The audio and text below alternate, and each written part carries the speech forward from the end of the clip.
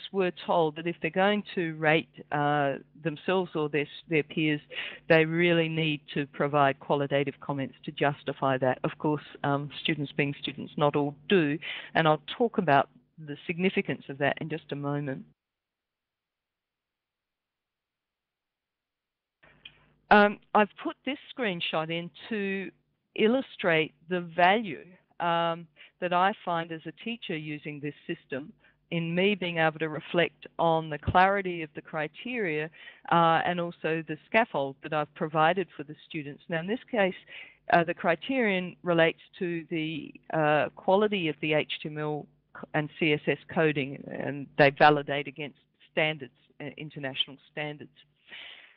Now, what's interesting if you look at this is, 3 students rated the performance of the students as good, but look at the qualitative comments. Seems to be no obvious errors, good, not sure. And when I looked at this was early in the piece, and when I looked at a range of others, I found similar sorts of comments. And eventually I found one that said, no idea how to view the coding. So the reason that we're not really getting insightful comments, and in fact some students didn't bother to rate that criterion at all, was because in fact I hadn't provided enough instructions to students about how you right-click to view the code of the page they're viewing on the screen. It was a small point, but absolutely critical to the ability of students to critique their peers. So that was one way in which I gained a lot of insight, just by being able to see how peers were reviewing the performance of their peers using the criterion. And I think that's what's really important about this whole formative approach and collaborative approach, is that it needs to inform our own teaching in a cyclical way. So just to quickly give you an overview of the findings from this review, 72 students enrolled completed the formative review of the first assignment. The marks allocated by students were got a bit of an echo there, sorry. Marks allocated by students were compared to the marks allocated by the teacher using a paired t-test. And when we looked at the students overall as a group, there was no significant difference between the marks that the students gave themselves and those provided by the teacher. And there was a strong correlation between the two. However, and I should say that this is a voluntary process. The whole formative approach is voluntary. And of the 72 students who participated, 32 elected to act on that feedback prior to submitting for summative assessment. And the students completed the final summative self-assessment with their updated assignments, and I also assessed their revised work. I then looked at the difference in the marks allocated by the teacher and that subgroup, that is the 32 students who decided to improve on their work, compared before and after resubmission to determine the degree of agreement between my marks and the students' original marks. And the findings from this analysis were quite interesting. It showed that students marked themselves lower than the teacher in their first submission, but higher after they had the opportunity to get formative feedback.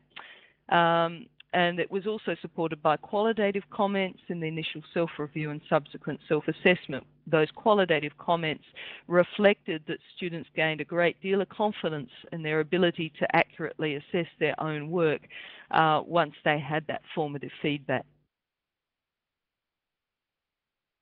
Now, I mentioned the importance of students filling in the qualitative comments, both for their own critique and the critique of their peers' work. And what we, when we looked at the findings, it looked as if the students who weren't adding qualitative comments were rating their performance much, much higher than the teacher. So we thought it would be really worthwhile drilling down into the data to explore that just a little bit further. So what we did was we divided the students into 3 groups. Those who filled in the comments field after each of the criteria, those who didn't add comments to individual criteria, but they did add a large overall final comment that reflected on the whole overall of the comments of the criteria, and students who rated their performance using the drop-down scale but didn't add any qualitative comments. And we found some interesting findings from this. So when we did a one-way analysis of variance to compare the percentage scores of the three groups, we found indeed there was a significant difference between the percentage scores of the three groups. And what those findings indicated that there was no significant difference between groups 1 and 3. That is, the students who made comments for each of the criteria and those that made one major comment right at the end reflecting on all the criteria. But the students who made no comments were indeed significantly rating themselves much higher than the teacher and their peers, and with greater variability. Which to us indicated that those students, because they were literally just choosing, excellent, very good, good, without really reflecting on the criteria and thinking about how they would justify that decision. So that really reinforced to us the importance of the qualitative feedback. But what we found overall is students indeed do gain greater confidence in their ability to self-assess and their ability to reflect on their peers' work as a result of that formative review process. We found that using the online peer review system with the additional scaffolding that provides, particularly through the option to drop down the window and then look in more detail about what we would be looking for in evaluating each of the criteria, did make a difference to their confidence in reviewing each other's work. The experience for me was that it certainly supported self-reflection, not only for the learners, but as you saw from that previous example, it allowed me to reflect on the clarity of the criteria and how well it was integrated in the course. And so certainly the value, I think, of the combined e-learning system, whereby students are taking much greater control over facilitating the formative feedback process without it necessarily being part of a formal requirement of the course, certainly engages them in a collaborative and constructive way, far more than when it was isolated as it was in the first iteration of the course.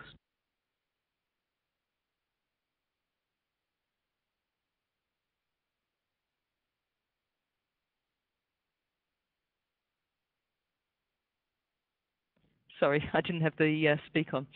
What I have found through this process is that the Web 2 environment used in an appropriate way where assessment, feedback and assessment, both formative and summative, is integral to the learning objectives of the course, supported by the Web 2 environment, and then the scaffold provided by the online peer review system has really, I think, strengthened this whole reflective practice involving students, teacher, peers, and the tutors. And I think the findings that I've presented today, to me, have demonstrated the potential of this kind of approach. It hasn't addressed all of the problems. For example, as I said, I'd like to find ways of engaging students much more in that negotiated stage of determining, making decisions about the criteria. But perhaps that's unrealistic given these are first-year students, and perhaps that's a little challenging before they've gone through at least a year of perhaps this engaging in a formative review process. But I'd certainly be interested if others have explored that particular approach to negotiated assessment. So you can access this peer review system. As I mentioned, Moodle is the learning system that we've been using that supports the e-learning and Web 2 approach. The peer review system is public and available either online. You can use it through the URL you can see there. We can also provide, and in fact there's a link to our project site where you can download the source code if you wanted to install it on a server yourself. And we can also negotiate. We've just done that with RMIT, where we're continuing trials collaboratively across the two institutions to continue to improve on the system. Some of the things that I've changed to the original ALTC peer review system in response to my experience with trialling it with students is we now, one of the things I've discovered very painfully was that it works fine if you've got a few peer reviewers, but if you've got 100 students going to be using the system, you need a bulk upload. So you can now upload a spreadsheet of student names and email addresses to the system. Because for self-reflection, it's really important for the student, if you want to engage students in both self-reflection and dialogue with peers, you need an option for them to be able to identify the user, but again, that has to be negotiated, so that's an option that they have. We added, because we wanted to facilitate collaboration, so it's a two-way approach to the formative feedback. So we've added the capacity for students to respond to feedback their peers give them. And from an administrative point of view, we've added the ability to save and print all of the feedback results for each individual student. So really, I guess that's in summary, and we're just on the hour, but if Jeff feels there's time, I'd be welcome questions. Okay, Denise, thank you very much for that. That was a really thoughtful run through, not only of your system, but also the processes and your experience with that. So what personally, what I really liked about this, and of course I was familiar with the system, was just the amount of thought that you've put into engaging students with this sort of activity, and then really looked at what would actually be useful for students to actually spend time doing it. So I thought that was really great. I'll open it up for questions that other people might have. You can either type them in, or you can click the little hand and you can speak if you'd like to do that. While we're doing that, okay, thank you. I'll hand over in a sec.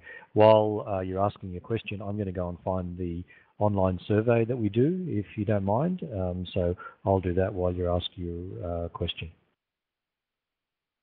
Sure, thank you. Yes, can you hear me okay? I can.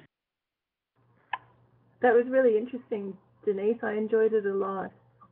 I was just wondering, there's a well-known psychological effect where students who aren't actually very capable tend to overestimate their abilities, and students who are above average in their capabilities tend to underestimate their abilities.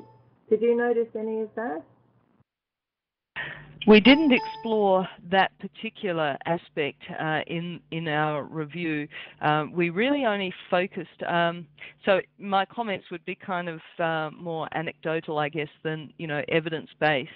I think, in fact, I think I would say that some of the students who were overestimating them I think they were fairly confident students. They just weren't really engaging in the criterion. They were just saying, I've met that criterion.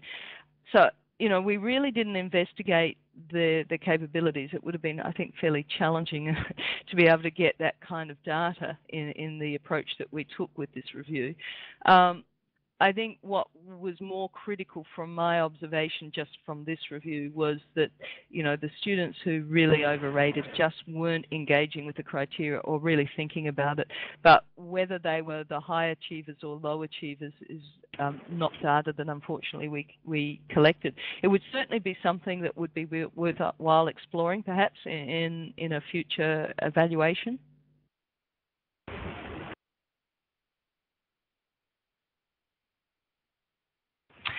Please jump in, anyone else, if you'd like to ask some questions or make any statements.